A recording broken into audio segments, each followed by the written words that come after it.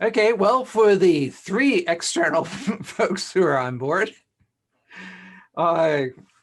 today is Thursday, June 3rd, and it's 9:03, and we'll have our penultimate weekly wayside cleanup office hours. Next week is going to be the last of the weekly events, and then we'll go on a monthly schedule.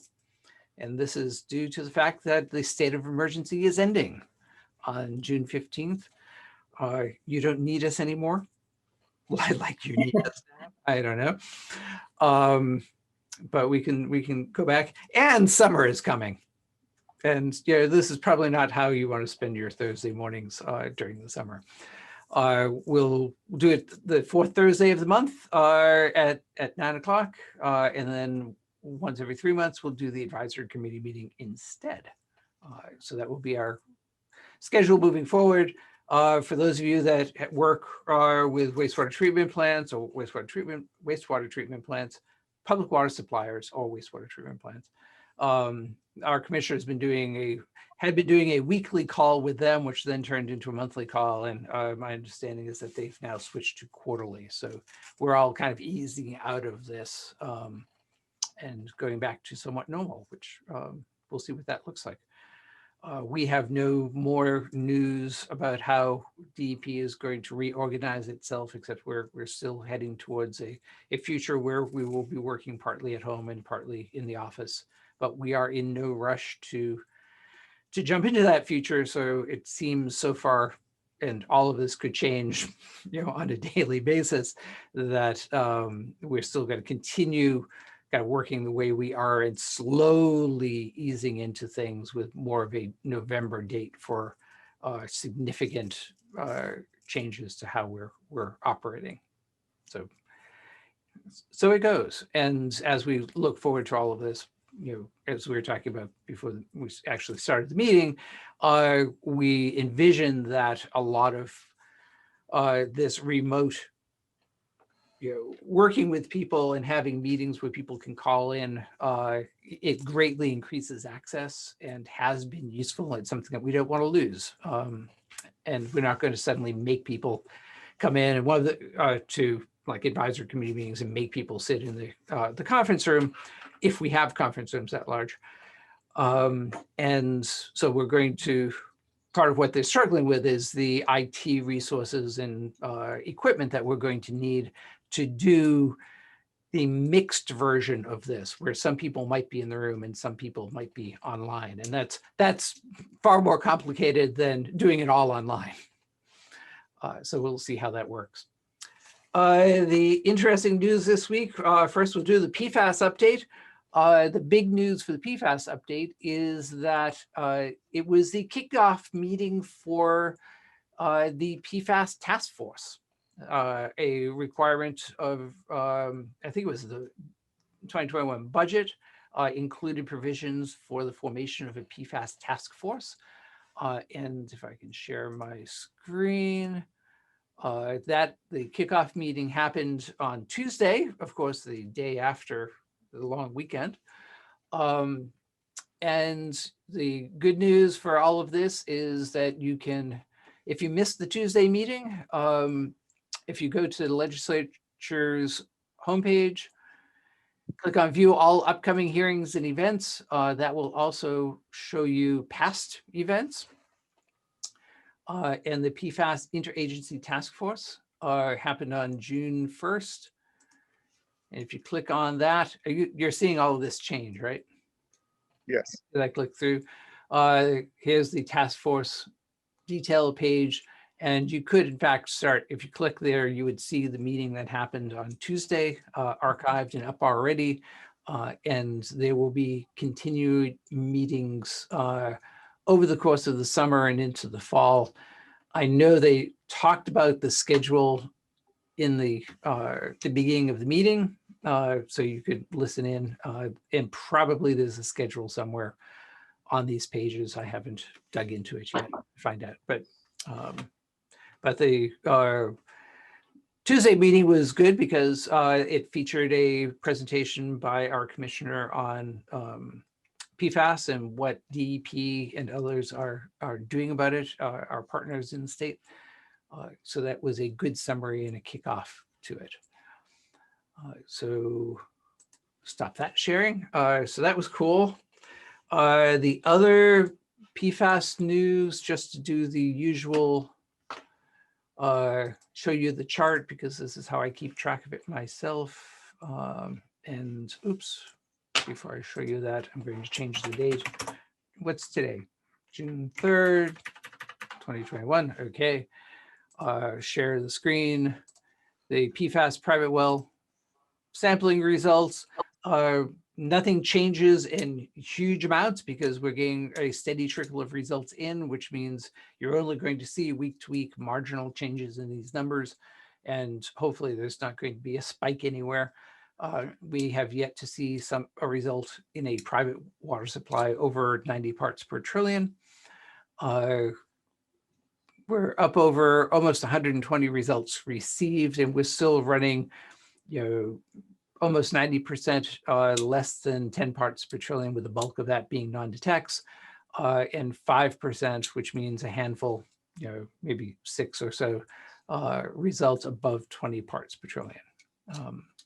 And most of those are probably in the 20 to 30. There have been a couple in the 80 part per trillion range where we're doing more aggressive follow-up to find out where it's coming from and what might also be around those. So our responses depend upon exactly what's found and where. And if we scroll over, the public water supply testing continues pretty much the same. We've got 1 or 2 more public water supplies above 20 parts per trillion. And here you are getting into we're doing more and more testing of the smaller public water supplies. So we'll be seeing more kind of more localized contamination. We would view it as smaller sites. These are things that are beginning to look more and more like private wells rather than the big community public water supplies. So, and it's holding steady at about 8 or 9% of those. And then the other cool news, and this may be useful for you guys when you're dealing with PFAS sites, and you tell people that they have contamination, and you say, well, you could drink bottled water in the meantime before we get a treatment system in. And they ask the inevitable question of, is the bottled water tested? Is it safe? Is it any better than what I'm drinking? And the Department of Public Health regulates the sale and distribution of bottled water. And since we put in an MCL last fall, that became a requirement for the sale and distribution of bottled water in Massachusetts. And they this week published, or I guess May 6th, so well, I don't know when they actually went on the web, but we found out that they had put on the web this week the list of licensed companies that have met the standard for PFAS. So this is a long laundry list. And are you seeing a long list that you can't read? I'll take that as a yes. I only see the link, but that's okay. No. Oh, you're not seeing it. Well, okay, you're not gonna be able to read it anyway. I'm just putting it up to impress upon everybody. How many different water bottler distributors and water bottlers sell in Massachusetts? Some of these you'll be able to tell what the I guess Costco on the list. It has a doing business as. Let's find out. Can we find out? Where's this? They don't, I'm sure they don't sell their own. Yeah, they probably do. Premium Waters, Drinkable, Harmony Springs, Crystal Geyser. They're there. They're there. Not only the company name, but then the doing business as, which may have the actual commercial name for them. So that ought to be helpful to people. It certainly helps us answer questions. The main question that we get from the public for these.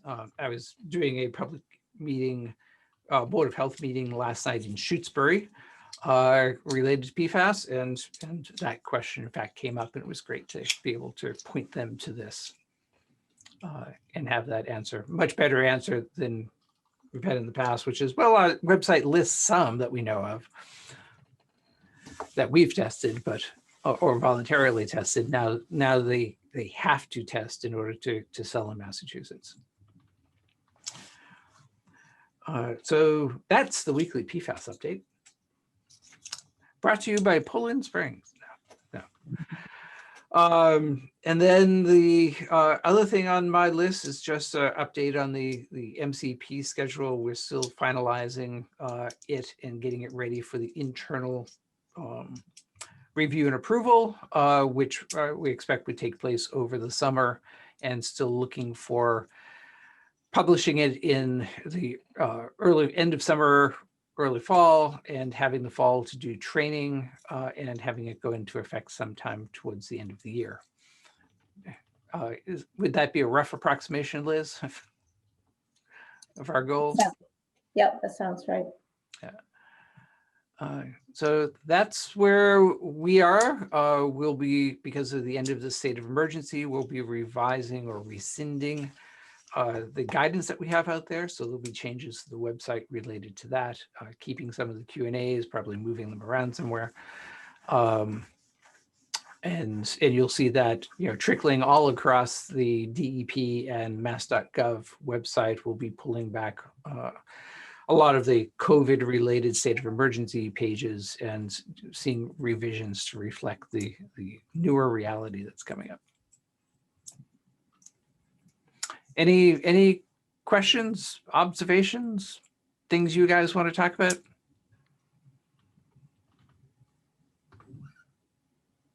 Hey, Paul. Hey. Hey, just curious if there's rumblings in the AG's office about joining the multi-district litigation as the state. I know some towns in the state are joining that. I was curious if the AG's been talking about it. Well, it's certainly something they are aware of, and their internal thoughts about that. I'm not the person to speak about that. They would be. So I can't say anything more than they're certainly aware of these lawsuits, and I'm sure they're probably giving some thought to it. I kind of thought the private well sampling and the the statewide sampling going on may be kind of an effort to get our arms around how expansive and expensive the problem is. And yeah, I mean, that's I'm on firmer ground, kind of talking about the private well sampling, and part of the purpose of that is to figure out, and I review it more as a kind of more research project than something kind of lawsuit driven. It's certainly more researchy for us as regulators and having to deal with it. It's we want to know and have a better understanding of what's out there, what levels are, how common it is, and what potential sources are, so that we can formulate policy and regulations to best address it, to protect public health. That kind of information certainly helps us. That kind of information will be helpful for the legislature and the PFAS task force that has been formed, because there may be legislative initiatives that would be appropriate to deal with it once we have a better understanding of what the problem is. And certainly that came up in Shutesbury last night, where the town is asking, is there any help available from the state? And we can talk about what DEP can do, but it's also a bigger question for the legislature, and I'm sure that's something that the AG's office will be looking at, this kind of data, not only that we're generating, but that's out there kind of in the broader sense, and asking the same kind of questions. okay, thanks. But they are a separate arm of government, so Yes. I figured they would lean on you, though. Yeah, well, everybody leans on us. we are DEP is the rock that everybody leans on. Everyone's crunch. Is this a multi-state litigation against the manufacturer of PFAS? Yeah, it's a multi-district litigation being handled out of South Carolina against 3M, DuPont, Tyco Chemguard, and Kidde, from what I just read. Yeah, I certainly have nothing more to add to that, except there's a lot of information out there, and if you Google the multi-state lawsuit. Yeah, I just did. Yeah. I wasn't aware of this. I mean, there have been big settlements already. Was it Wisconsin? Minnesota. One of those Midwestern states. But the Minnesota is, of course, the location of headquarters of 3M, and a lot of material was actually manufactured there, which is Massachusetts is in a position more like a lot of the other states where we don't have the facilities that manufactured the PFAS compounds to then be incorporated into other products. We're on the receiving ends of the use of those products and the management and disposal of those products, and kind of how all of that leads to the materials getting into the environment. I would say luckily we don't have the big sites related to those manufacturing facilities, but which is not to diminish the big sites that we actually do have, just on the use of the materials. Thank you.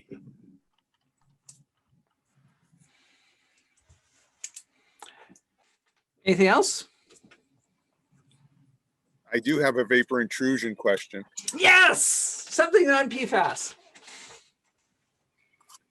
So we're working at a site in Newton where we recently got some data back. We installed some don't leave, Gerard. It's Newton, it's not his region. That we put in 4 SSD systems. These residences are part of a condo association with a dry cleaner in the condo complex. So the chlorinateds clearly were coming from the dry cleaners. Put in the SSD systems, everything is working great. Numbers went way down, but we also have APHs, and we're finding that those didn't change at all. And it's weird because we're only getting C5 to C8 and C9 to C12, no C9 to C10. And one of the units has it as high as 1600. So our thought is that the dry cleaner has maybe converted to a petroleum based system, and that it's actually vapor intrusion through the walls. The residential units literally are in the same building as the dry cleaner. That this How is convenient. Pardon me? How convenient. How convenient. Yeah. Just hold your clothing out against the wall. And I'm just wondering if that sounds like a reasonable conclusion. It's weird to me to see literally no C9 to C10. So it doesn't seem, and they have gas heat, forced hot water, so it's not coming in through the heating system. Any gas stations nearby? There was C5 to C8? There was a gas station in this complex, but a different building many years ago. It's been gone for many, many years. Any gas stations connected to common utilities No, across the street where it might be following? no. No. I mean, literally hasn't been a gas station here for 20 plus years. So it doesn't, and the numbers, as I said, we're getting like 1600 for the C5 to C8 in indoor air. And no petroleum in the groundwater? No, not really. Nothing to speak, not that would correlate to this type of indoor air concentration. Oil-based paints? As far as the burning candles or other things inside, it's pretty consistent across the units, even on the some of the second floor units that also, abut the dry cleaners building. I think you're right, Joel. The key is no C9, C10, no aromatics. Right. Right? Only aliphatics. Only aliphatics. It's very strange. Carpeting? Again, this is an older building. To have it so ubiquitous is a little strange. New carpeting? And there's another half to the building much farther away from the dry cleaner that we're not finding any of this. Mm. And you said you looked at where the dry cleaner is venting in relation to this space. There's no intake near it. There's no intake, and I'm sorry, I forgot to mention that we did do an ambient air outside. The same aliphatics are there at much lower concentrations. I think that's due to the dilution factor. You know, we just had it outside the dry cleaner, but we found exactly the same kind of ratio between the C5 to C8 and the C9 to C12. Bill, are you able to ask for the SS or the material safety data sheets for the solvents at the dry cleaner and try to get the chemistry? That's the next step. The first step was that we had to install the SSD systems. They were under the gun for that. They hadn't installed them in a timely manner. So that was the first thing that had to be done. And we got great results, except for these aliphatics. So yes, Dave, that's our next step, is to get the SDSs for the dry cleaner.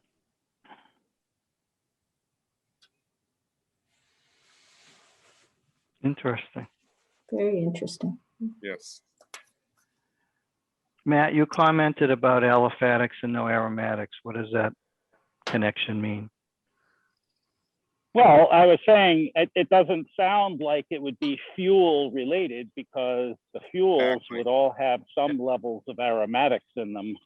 But I think there were some Stoddard solvent type aliphatic hydrocarbon, you know, replacements for chlorinated solvents. I didn't think they were that popularly used, but because of the flammability hazard, but I think Joel's on the right track. Well, thank you, everyone. I will update you as we get farther along on this, because it, as I said, we literally just got these data, and I was like, wow, this is weird. Yeah, I mean, So if the levels didn't go down, that would also suggest it's not coming from under the slab. But still, vapor intrusion through the walls is just as much of a concern. But it's not coming from the ground. And Correct. it's not necessarily regulated by the MCP if it's coming through the walls. Yeah, I'm not going to split that hair, I think. But well, We want to make the building safe for the residents. true. The only other thing I can think of is to put a heavy duty venting system inside the dry cleaner, vent it out to the atmosphere before it goes through the walls. Yeah, how effective is there ventilation? There might be something else to check. Typical dry cleaner, you know, it's a sweatshop type atmosphere. It's not a high-end dry cleaner. No, but maybe being located on the other side of a wall from a residence, they need something more. Totally agree. That's our next step. And, you know, the other thing, Joel, is that the concern would be, if in fact your theory is correct, that the SSDS, you know, if you were to do SSDS under the residential, you could actually be pulling it toward them. So hopefully the SSDS under the dry cleaner is helping to contain it somewhat, right? Yeah, but again, the concentrations are pretty similar between before and after the SSDs were kicked on. Yeah.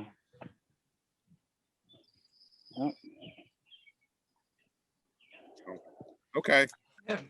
One more question. So is the space where the dry cleaner is located, is that owned by the condominium association or separate ownership? Can they evict the dry cleaner? That's another question that we're dealing with. We're going to have someone reviewing the condo documents. It appears that everybody owns everything and everybody is responsible for everything. So they're going to have to go after the dry cleaner as an operator as opposed to an owner of the condo unit. But that's the other crazy thing. There is no reportable condition other than the IH that was in the indoor air. There's literally very little chlorinateds in the groundwater. So I think one of our other next steps is to drill a monitoring well right through the floor of the dry cleaner, because DEP has been looking for a way to name the dry cleaner as a PRP. and we have nothing other than the fact that we have dry cleaning fluid or, perk in all the indoor air. We have no way to go after the dry cleaner as an RP yet.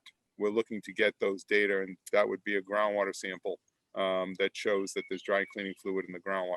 It's a very, very complex site. It sounds legally complex. Yes, exactly. Interesting.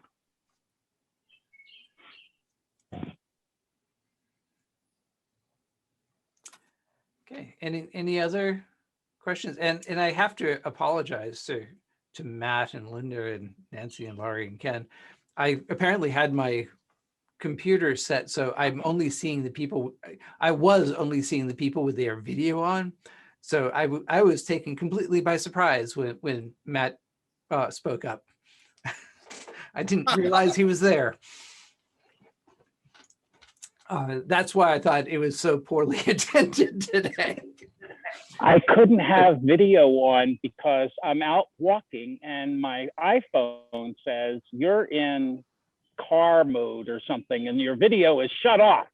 And your microphone is shut off except for certain occasions. I'm not walking that fast. I don't know how that's happening. Wow. You have a nanny phone. It shuts you off. Very.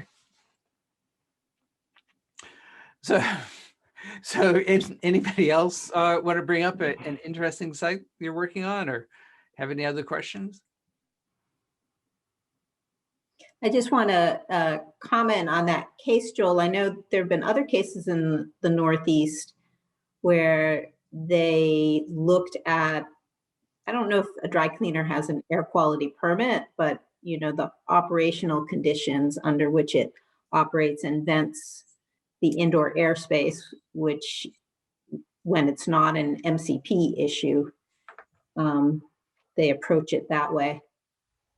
Okay, thank you. So I had a quick question, Paul. Yes, sir. Is there any relevance to the vapor intrusion screening levels published by EPA? Some of those levels are below the levels used in Massachusetts, and Rhode Island uses Massachusetts, and Connecticut has separate. But this was raised, a friend called right before this meeting and said, hey, another consulting group is raising questions saying, soil gas cleaning levels meet the state criteria, but they're above these EPA VISLs, and therefore we have a potential issue. And I'm interested to hear the department's thoughts on that, because I have not been paying attention to VISLs or evaluating data, comparing data to them. I only compare it to the state criteria. Of course, conveniently. Since we're on vapor intrusion. Yeah, conveniently, Gerard has left. Thank you. So now I have to try to remember partly what ours was based on. So these are the soil gas screening levels, or there are EPA promulgated vapor intrusion screening levels. My understanding is that in Massachusetts and Connecticut, for example, you have an MOU that says, the MCP will address, federal concerns, right? And yeah. You have an MOU with EPA, and so if we follow the MCT, we're generally good on the federal standpoint. Well, no, that's not true. We do not have an MOU with EPA. In that, I mean, we are not it's not a delegated program, so we work with them, but we don't have a formal operating agreement. So for these screening values, they can vary. Matt, I'm going to mute you for a second. It's a terrible echo from somebody. Yeah, I think we're getting feedback from Matt. It's his nanny phone. So the screening values are going to be based on a variety of different things, certainly in Massachusetts, and I'm trying to do this from memory, so correct me when I get it wrong. Part of it is risk-based. So you have risk-based levels. Part of it is the incorporation of the typical background, indoor air background levels go into it. And then as you move from the indoor air down into soil gas screening levels, there is basically a dilution attenuation factor that is taken into account. It's basically modeling, probably in its grossest form. And then from there down to groundwater screening levels, the GW2 standards, then you also have a modeling step there. So comparing what we do to EPA levels, there can be differences at any point along the way. And my guess, got a couple things. One is that EPA probably does not take into account the background levels in indoor air, that their risk-based screening levels are exactly that. They're used to screen things and then lead to further evaluations, which later might take into account background, but the risk-based screening levels are risk-based and only risk-based. And then as you move down to the into soil gas and what kind of dilution attenuation factors you have from soil gas into indoor air, that may be based on some modeling where there may be differences, or EPA also, I think, makes use of their databases and they come up with kind of calculated based on the data that they have of paired sampling with indoor air and soil gas and then groundwater to come up with dilution attenuation factors that then are applied kind of on a widespread basis. So I could understand there being differences in the actual numbers because of just there are many points along the way where we could differ. Including target risk level for that matter. So it doesn't surprise me that we might have different screening levels than EPA does. And then from a practical standpoint, what does that mean at a particular site? And the extent to which EPA will get involved in something that the state is otherwise taking care of. In Massachusetts, I think in general, EPA is focusing on, the Superfund work, the circular and sites where we ask them to partner with us and kind of assist us in investigations or in cleanup through the removal program or providing sampling assistance, that sort of thing. Thank you, Liz. So I think it's fairly rare for EPA to independently come and kind of certainly direct work or require work at locations that kind of are otherwise in the domain of the state. They focus on the big sites, and we focus on all the sites, but refer the really big ones to EPA. So to the extent that there are differences in screening values, I don't think in a practical way in Massachusetts it has resulted in any change of kind of approach. How does that sound? Okay.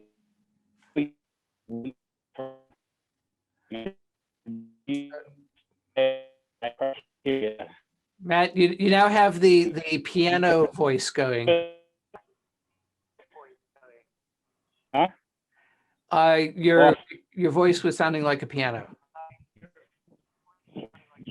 I'm going to, so the question was under wraps. Was this required to be taken notice of and otherwise meeting? Under wraps? is that, I think in, under the MCP,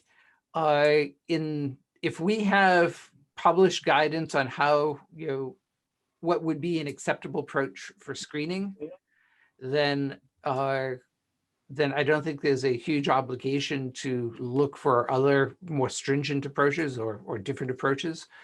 Certainly using our approach would be acceptable to us. I think under RAPS, you would, if we do not have screening criteria for a particular chemical or for a particular pathway, it certainly would be, EPA would be one place to look for alternative screening values, but not in lieu of what we already have. Liz, would you agree? Thank Yeah. you. I thought that was well said, Paul. And Liz put in the chat link to EPA's vapor intrusion screening level calculator. And it appears that your assumptions were correct. They make no mention of using background values to set those. Oh, and the other thing is that target hazard quotient of 0.1 for non-cancer effects, which is half. We use 0.2, so another difference.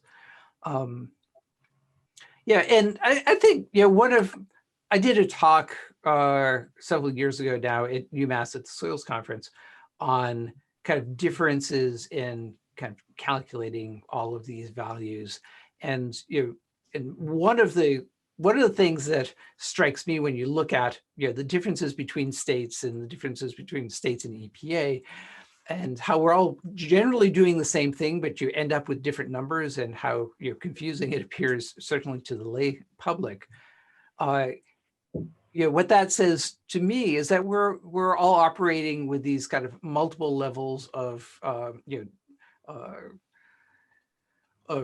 safety and looking at different ways, and the fact that we end up fairly close to each other, if not the exact same, not the exact same numbers, but within an order of magnitude, means that we're all doing it roughly the same way, and we shouldn't be sweating the small differences, because there are so many steps where kind of individual management decisions, risk management decisions take place, that it's not surprising we end up with different numbers. But when we all end up in roughly the same place, it gives weight to, well, we're all looking at it in roughly the same way. But given the number of ways that we pick approaches in order to be conservative and in order to be protective of public health, that we are intentionally getting it wrong. But we're getting it wrong in ways that err on the side of being protective. And slight differences between EPA and DEP aren't really all that, they're not huge. And so from what RAPS would require or what regulations would require, the standard answer is, if something is in regulations, pay a lot of attention to it. If it's in guidance, there's a certain amount, understand how it was derived and how it was intended to be used, and understand the differences. And you can use common sense and and technical justification for a particular approach. As we enjoy reminding people, guidance is guidance, and it is one way, but maybe not the only way to meet the requirements of the regulations. The regulations are requirements. Guidance is hopefully helpful approaches that make meeting the requirements easier and simpler and more streamlined. But guidance is not regulation. And EPA's screening levels and guidance is not state regulation.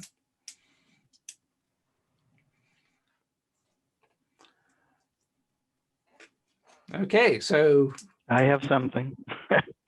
So is it different from PFAS and vapor intrusion? Yeah. It's right. dewatering discharge permits.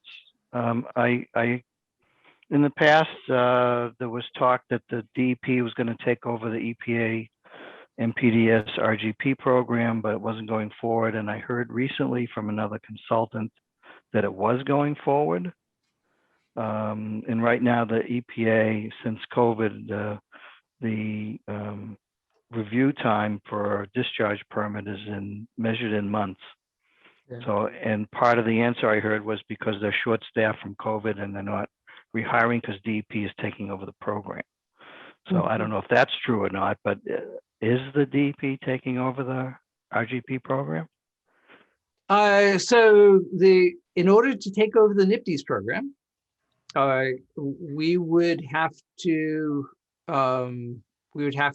have legislation passed to allow us to do that or authorize us to do that and give us staff in order to do that. For several years, the governor had proposed legislation or incorporating into the budget. I forget what the vehicle was to do that. And there was a lot of debate back and forth, and it had not yet passed. I don't think it has been included or proposed in the latest round of legislation. So my understanding is that it may happen in the future, but it's not on the agenda right now for quick enactment. So I think So the legislative session, they end in July. yeah. Essentially, this legislative session is essentially over, right? Yeah. And if it's not already proposed, then it's not there. So it'd be at least a year then, right? Yeah, If I it was have gonna not- happen. You know, the couple of years when it was part of the governor's agenda, and it was being pushed fairly hard. And you know, we heard about it. We saw copies of the legislation. So we're not seeing that. Okay. So I can tell that person he's wrong. I never say never. I mean, there may be other things that are going on. Certainly, that I'm not. Not in the current plans. But okay, good to know. That's my Thank you. understanding. And you know, EPA, you know, they've certainly had the same issues we had with COVID and the difficulties working and all of that. They also have had staff, and I've seen this in other non-environmental agencies at the federal level. They have had staff reassigned for work at the border. Oh, And so on short term, anywhere from a couple of weeks to several months to help out in various ways to kind of to find the families of the children that had been separated and doing a lot of work there. So I know some of the EPA staff have gone down there. I know other staff from Health and Human Services have either gone down or worked, stayed wherever they live, but work remotely to help out in it. So there has been some reallocation, which has been temporary, but might have some effect on timelines. okay. Thank you.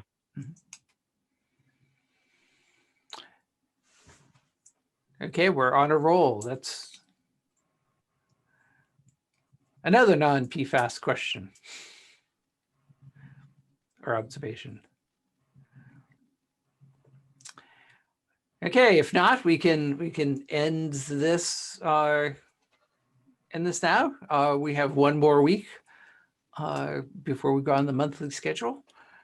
So have a good weekend. Enjoy the nice weather out there, and stay cool on the weekend, I guess, is what we have to warn against. Be careful not to get overheated. Okay, see you all later. Good seeing you. Thank you. And if you didn't get enough of Paul talking about PFAS today, you could come back on the 9th and listen to him for hours. I'm not speaking for hours, am I, Matt? I don't know. I don't think so. But anyway. I can. More PFAS for those who are PFAS all the time. More PFAS the 9th, 11 to 3:30 or 3:15 or something. All PFAS all the time. Okay, talk to you later. Take care. Bye, everyone.